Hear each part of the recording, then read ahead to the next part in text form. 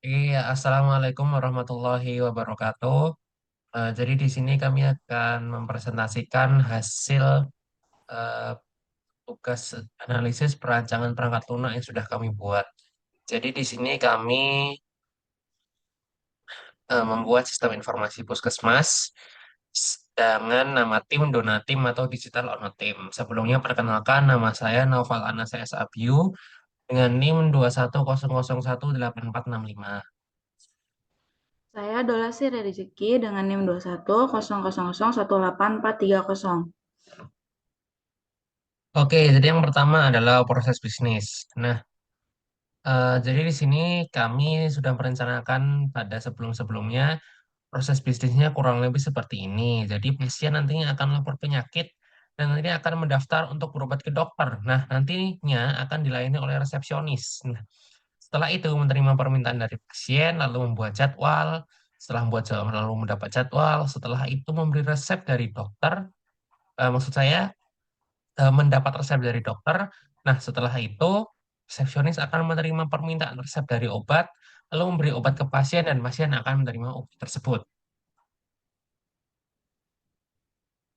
Selanjutnya terdapat proses bisnis saat ini.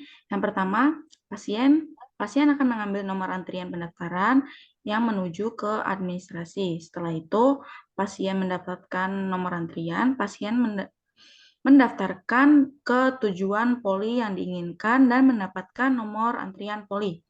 Setelah pasien mendapatkan nomor antrian poli, pasien akan melakukan pemeriksaan pada poli.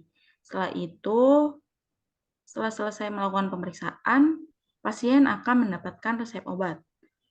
Setelah mendapatkan resep obat, pasien akan menerima obat, lalu selesai. Lalu ada materi dokumen SRS. Yang pertama, ada Software Requirement Specification Fungsional Puskesmas. Yang pertama ada administrasi pasien. Aplikasi puskesmas harus bisa menyimpan dan menghimpun data pasien yang terdiri dari informasi pribadi, riwayat rekam medis, obat, dan jadwal dengan dokter. Yang kedua ada administrasi obat. Aplikasi puskesmas harus bisa memberikan informasi tentang stok obat yang tersedia di puskesmas yang terdapat berupa pemasukan stok obat, distribusi, dan penjualan obat. Yang ketiga, jadwal dokter. Aplikasi harus bisa menampilkan jadwal dokter, sehingga pasien bisa membuat janji temu dengan dokter dengan memberi pengetahuan tentang jadwal yang ada. Lalu yang keempat ada rekam medis pasien. Aplikasi harus menyimpan atau menghimpun dan mengelola rekam medis pasien yang terdiri dari diagnosa, riwayat penyakit, hasil laboratorium, dan tindakan medis. Yang kelima ada sistem pelaporan. Aplikasi harus memberikan laporan tentang evaluasi mingguan puskesmas berupa jumlah pasien, pelayanan obat, dan obat yang diberikan kepada pasien. Yang keenam, ada keamanan data pasien. Aplikasi harus menjamin keamanan data pasien secara pribadi ataupun informasi lain yang berhubungan dengan pasien di puskesmas melalui inskripsi ataupun tindakan keamanan yang bisa dilakukan. Lalu yang ketujuh ada sistem yang saling berhubungan. Aplikasi harus terintegrasi dengan sistem lain yang ada di puskesmas maupun di luar puskesmas yang terkait, seperti sistem informasi laboratorium, keuangan, dan data pendudukan. Yang kedelapan ada sistem pembayaran. Aplikasi harus bisa memproses pembayaran pasien, dapat melalui asuransi dari berbagai jenis maupun pembayaran langsung. Yang kesembilan ada aksesibilitas. Aplikasi harus bisa diakses oleh semua pengguna yang terdiri dari pasien, dokter, dan staf puskesmas lainnya melalui antarmuka yang mudah digunakan oleh semua kalangan. Yang 10 ada backup data. Aplikasi harus memiliki fasilitas backup dan pemulihan data untuk memastikan keamanan dan integritas data puskesmas serta ketersediaan informasi puskesmas. Oke, yang selanjutnya itu adalah SRS berupa non-functional requirement. Yang pertama adalah keamanan. Nah, aplikasi harus memiliki standar keamanan data yang bagus. sehingga dapat digunakan dalam enkripsi data, kontrol akses, dan pengamanan data maupun aktivitas pengguna aplikasi. Yang kedua adalah ketersediaan aplikasi. Aplikasi harus selalu tersedia setiap saat agar tidak mengganggu sistem operasional di puskesmas dengan waktu downtime seminimal mungkin dan pemeliharaan di luar jam operasional. Yang ketiga adalah kecepatan respon. Aplikasi harus memiliki waktu respon yang cepat dan dapat menangani banyak tugas dan pengguna dalam waktu yang bersamaan. Yang keempat adalah skalabilitas. Aplikasi harus dapat disesuaikan dengan adanya penambahan pengguna maupun data yang ada di dalam aplikasi itu. Yang kelima adalah portabilitas. Aplikasi harus bisa dioperasikan pada berbagai sistem operasi dan harus bisa multiplatform. Yang keenam, itu kemudian penggunaan. Aplikasi harus mudah digunakan oleh pengguna. Yang ketujuh, aplikasi harus memiliki kapasitas. Nah, aplikasi harus dapat menangani data dalam jumlah yang besar dan menghandle pertumbuhan data yang sewaktu-waktu dapat berubah. Yang kedelapan tentu adalah performa.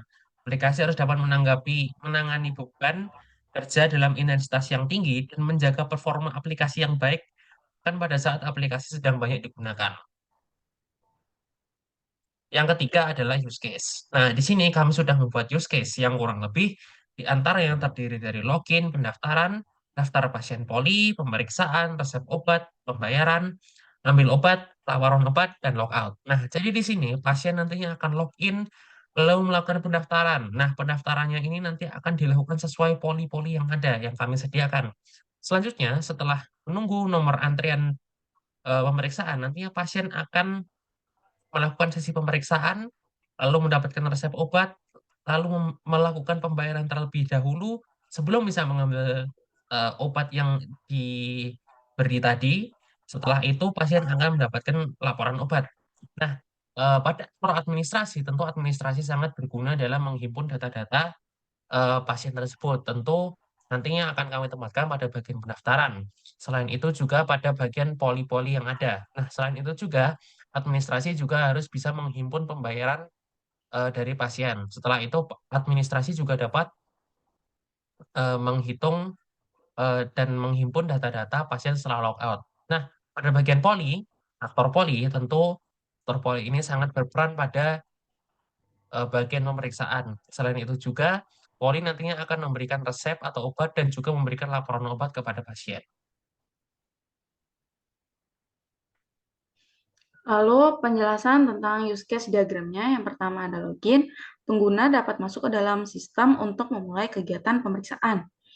Yang kedua, ada pendaftaran, semua hal yang berhubungan dengan proses pendaftaran pasien, termasuk pencatatan data pasien, jadwal dokter, dan pembuatan kartu rekam medis. Lalu ada daftar pasien poli, mengelola data pasien tiap poli yang ada. Selanjutnya, melakukan pemeriksaan, mengelola proses pemeriksaan pasien oleh dokter, termasuk pencatatan hasil pemeriksaan, pengiriman resep obat, dan pemberian saran untuk pengobatan lanjutan. Selanjutnya ada pengambilan obat.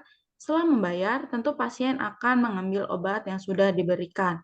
Lalu ada resep obat, mengelola resep obat pasien yang terdiri dari pengiriman resep obat ke apotek, pencatatan pembelian obat, dan pengelolaan stok obat. Lalu ada laporan obat.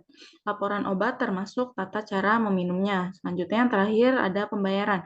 Melakukan pembayaran setelah menerima resep obat dari poli yang dilakukan oleh pasien.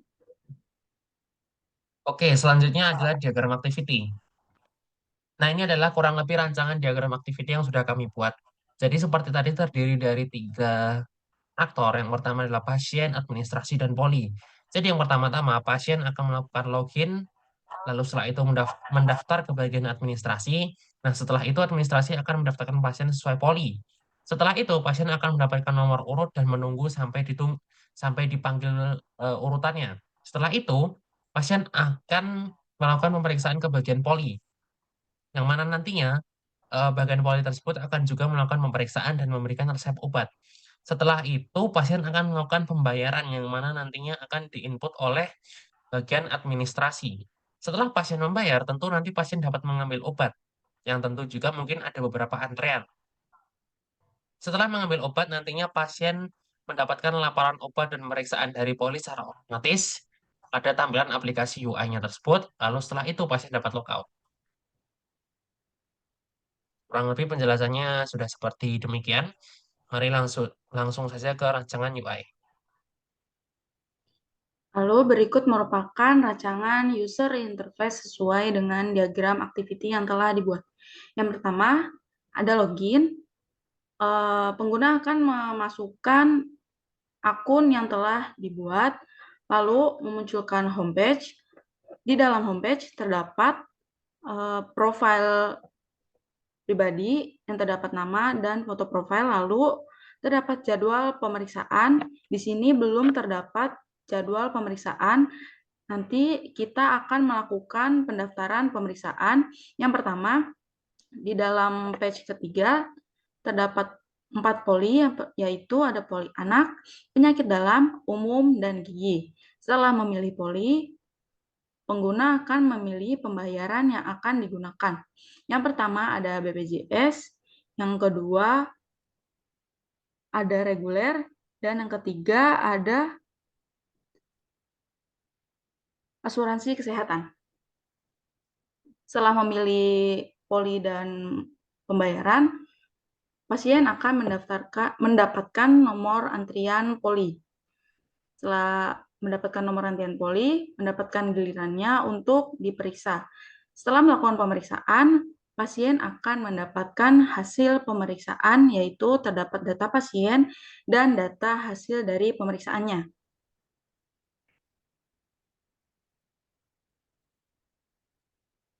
Lalu ada yang keenam, ada resep.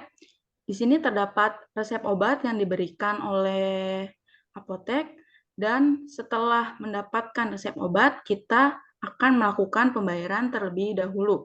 Berikut merupakan detail biaya yang akan dibayar oleh pasien.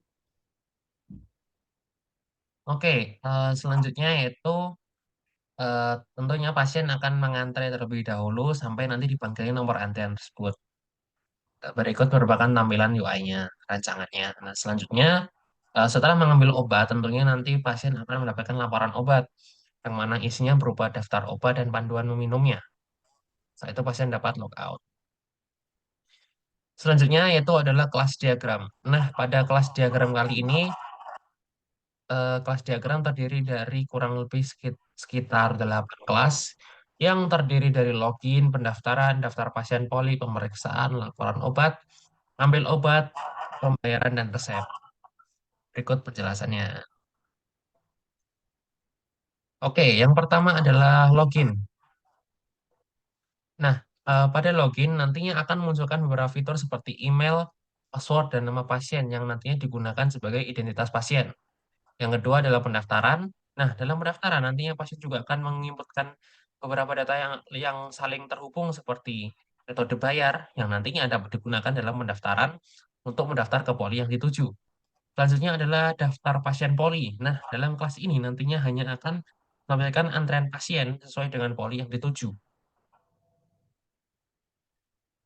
Selanjutnya berupa pemeriksaan, yaitu pada menu ini nantinya semua yang ditampilkan pada menu pasien hanya bisa dilihat oleh pasien dan tidak bisa diedit, karena yang bisa mengedit adalah bagian poli. Selanjutnya adalah resep. Pada menu resep, pasien juga akan mendapatkan resep dari dokter atau bagian poli yang telah memeriksa, yang nantinya resep tersebut akan dibayarkan dan ditukar menjadi obat. Nah, selanjutnya berupa pembayaran. Supaya bisa mengambil obat, tentu pasien harus membayar resep itu terlebih dahulu melalui for administrasi yang nantinya akan muncul total biaya dan kode bayar yang ditukarkan dan dibayarkan. Yang terakhir adalah ambil obat. Nah, di sini laporan akan muncul secara otomatis berdasarkan hasil pemeriksaan dan inputan dari bagian farmasi mengenai obat yang diminum termasuk panduan meminum obat tersebut. Setelah itu, pasien dapat logout. Oke, selanjutnya relasi kelas diagram. Di sini kami hanya menghubungkan relasinya seperti ini. Kurang lebih gambarannya dan penjelasannya akan kami sampaikan sebagai berikut. Yang pertama terdapat login. dengan menggunakan relasi, realisasi, atau implementasi, yaitu implementasi dari sebuah interface ke kelas abstrak yang bertanggung jawab untuk autentikasi atau proses masuk ke dalam sistem. Yang kedua, ada pendaftaran dengan kelas pendaftaran yang terkait dengan kelas lain seperti kelas pasien atau dokter dalam hubungan pendaftaran. Yang ketiga, ada daftar pasien poli dengan kelas daftar pasien poli yang terkait dengan kelas lain seperti kelas poli atau kelas antrian. Dalam hubungan ini, pendaftaran pasien di poliklinik. Lalu terdapat resep obat, yaitu dalam kelas resep obat terkait dengan kelas lain seperti dokter atau obat. Dalam hubungan ini, pemberian resep obat diberikan oleh dokter. Selanjutnya, terdapat pembayaran di dalam kelas pembayaran yang terkait dengan kelas lain seperti kelas pasien atau kelas tagihan dalam hubungan pembayaran atas layanan medis yang telah diberikan oleh dokter. Lalu, yang ketujuh, ada ambil obat. Dalam kelas ambil obat terkait dengan kelas lain seperti kelas apoteker atau kelas obat dalam hubungan pengambilan obat oleh pasien. Selanjutnya, yang terakhir ada laporan obat. Dengan kelas laporan obat yang terkait dengan kelas lain seperti kelas obat atau dokter dalam hubungan laporan tentang pemakaian atau penggunaan obat dalam sistem. Oke, selanjutnya adalah sequence diagram. Oh, ya, kurang lebih diagram sekuensinya seperti berikut. Jadi yang pertama ada pasien, login, lalu ke pendaftaran, gagal verifikasi data, lalu mendaftar kembali, mendapat nomor antrian, lalu melakukan pemeriksaan, mendapatkan resep obat, menginput pembayaran, lalu membayar, mengambil obat, lalu mendapatkan laporan pemeriksaan dan bisa logout. Nah, penjelasannya kurang lebih adalah untuk pasien daftar ke bagian administrasi dan verifikasi data. Berhasil tidaknya verifikasi data tersebut dapat pada bagian administrasi. Setelah verifikasi berhasil, maka nantinya admin akan mengirimkan ke daftar poli ke pasien untuk mendaftarkan ke poli yang ingin dipilih dan akan melakukan pemeriksaan pada bagian poli. Setelah pemeriksaan selesai, maka pasien akan membayar dan poli membuat resep obat dan pasien bisa mengambil obat. Yang kedua adalah sequence diagram untuk administrasi. Administrasi melakukan verifikasi data, menerima pembayaran dari pasien, dan mendapatkan laporan pemeriksaan pasien. Lalu yang ketiga adalah sequence diagram untuk poli. Poli mendapatkan pendaftaran dari pasien dan melakukan pemeriksaan terhadap pasien. Setelah melakukan pemeriksaan, poli akan memberikan resep obat kepada pasien, lalu mengirimkan laporan data pemeriksaan kepada administrasi. Selanjutnya, menghitung UCP dalam KOS.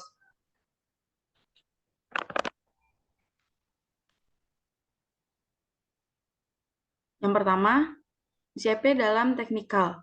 Mengisi relatif magnitude dengan nilai 0 sampai dengan 5.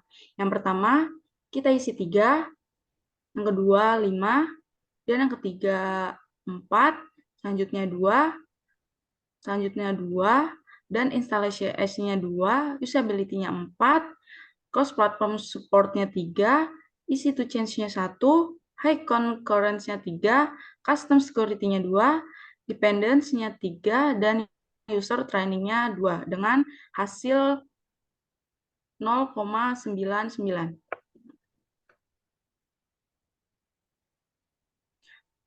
Lalu dalam environmentalnya dengan mengisi nilai 0 sampai dengan 5, yang pertama ada familiarity-nya kita isi 3, application-nya 2, programming-nya 3, lead analysis-nya 3, motivation-nya 3, stable requirements-nya 5, part-time start-nya 1, dan difficult-nya 2. Dengan hasil akhirnya 0,8. Oke, selanjutnya pada bagian use case kita mengisi yang kami anggap itu average ada 3 dan kompleks adalah 1 sehingga calculated-nya mencapai 45. Selanjutnya pada bagian actor yaitu berupa simple average dan kompleks, yang mana average kita isi dengan 2 dan kompleks kita isi dengan 1.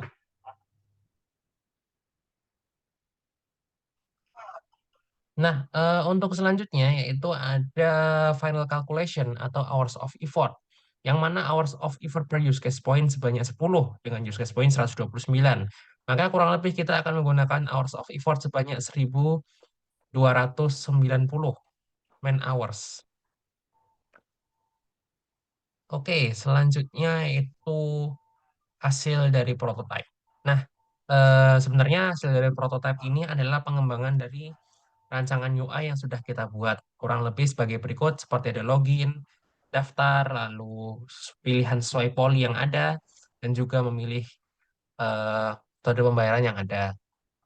Lalu selanjutnya, hampir sama seperti tadi, kurang lebih mengantri terlebih dahulu, sesuai giliran, lalu setelah sesi pemeriksaan selesai, maka nanti akan muncul seperti ini. Nanti setelah itu akan muncul resep yang ada. Nah, setelah muncul resep, maka nantinya akan muncul stroke berupa tagihan biaya yang mana nantinya harus dibayarkan terlebih dahulu.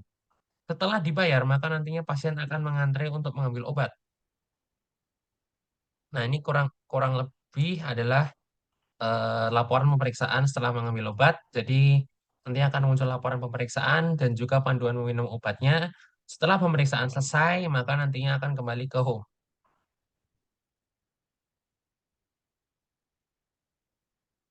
Lalu terdapat hasil pengukuran dan kualitasnya.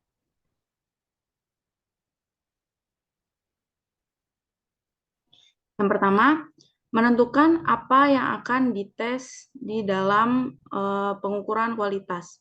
Berikut fitur yang akan digunakan untuk melakukan usability testing. Yang pertama, ada login. Yang kedua, pendaftaran pasien. Yang ketiga, pendaftaran poli dan pembayaran. Yang keempat, hasil pemeriksaan. Yang kelima, resep obat. Yang keenam, melakukan pembayaran. Yang ketujuh, mengambil obat. Yang kedelapan,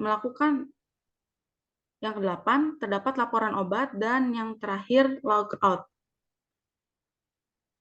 Selanjutnya, dapat mempersiapkan prototipe dengan desain menggunakan Figma, mempersiapkan skenario, mencari responden, mempersiapkan tempat untuk melakukan uji coba, dan melakukan perekaman atau dokumentasi, dan membuat sukses metriknya.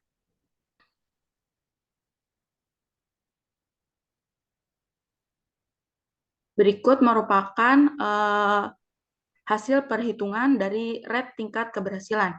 Yang pertama ada sukses, yang kedua partial sukses, yang ketiga ada violet. Yang sukses terdapat 31 skor, yang partial sukses terdapat 12 skor, dan violet 2 skor. Dengan menggunakan rumus berikut. Dengan menjumlahkan seluruh hasil perhitungan seperti sukses, partial sukses, dan fitur yang terdapat di dalam UI-nya yang diujikan. Hasil keseluruhannya yaitu dengan 20,66 atau sama dengan 0,2066%. Lalu, berdasarkan data yang ada, tingkat keberhasilan atau sukses rate yaitu sebanyak 0,2066%. Hal ini menunjukkan bahwa sebagian besar dari upaya yang telah dilakukan dalam melakukan uji coba atau usability testing dalam membuat aplikasi tersebut hampir mencapai tujuan. Namun, tetap ada beberapa upaya kegagalan atau parsial sukses. Pentingnya menganalisis faktor-faktor yang menyebabkan terjadinya kegagalan dan memperbaiki strategi supaya bisa meningkatkan keberhasilan yang lebih baik. Selanjutnya, menghitung kembali tingkat keberhasilan dengan menggunakan SPF, yaitu sukses, parsial, dan violet. Dalam fitur login terdapat tingkat keberhasilan sukses 5, parsial 2, dan violetnya 0 dengan jumlah responden semua rata-rata 5. Selanjutnya, daftar pasien dengan sukses 2, parsial 3, dan violet 1. Lalu yang ketiga, pendaftaran poli dan pembayaran dengan suksesnya 0, parsialnya 4, dan violetnya 1. Lalu hasil dari pemeriksaan, sukses 5, parsial 5, dan violetnya 0. Lalu resep obat, sukses 3, parsial 3, dan violetnya 0. Lalu melakukan pembayaran dengan sukses 2, parsial 2, violet 0. Lalu yang ketujuh ada mengambil obat dengan sukses 4, parsial 4, dan violet 0. Lalu ada laporan obat, sukses 5, parsial 5, dan violet 0. Yang terakhir, terdapat lockout dengan sukses 5, parsial 5, dan violetnya 0. Dengan jumlah sukses rate dengan rata-rata keseluruhan yaitu 172,5. Oke, ini adalah dokumentasi dari pengujian yang kami lakukan. Jadi sebenarnya kami melakukan pengujian terhadap 5 responden, namun di sini hanya kami tampilkan dari 2 responden saja. Jadi kesimpulan yang kami buat adalah dari pengujian yang sudah kami lakukan bahwa sebenarnya aplikasi kami ini menunjukkan respon yang cukup baik di antara para responden walaupun memang terkadang masih sering terjadi adanya partial failed, apalagi failed itu sendiri. Namun kami juga cukup senang karena yang benar-benar failed itu hanya ada pada 2 kali kesempatan. Nah, untuk kedepannya kami harap bisa mengembangkan aplikasi ini menjadi aplikasi yang jauh lebih baik, bisa digunakan dan siap untuk bisa dibilang dipublikasikan juga dan bisa digunakan oleh halayak ramai. Oke, seperti itu. Sekian dari kami. Wabillahi taufiq wal hidayah. Assalamualaikum warahmatullahi wabarakatuh.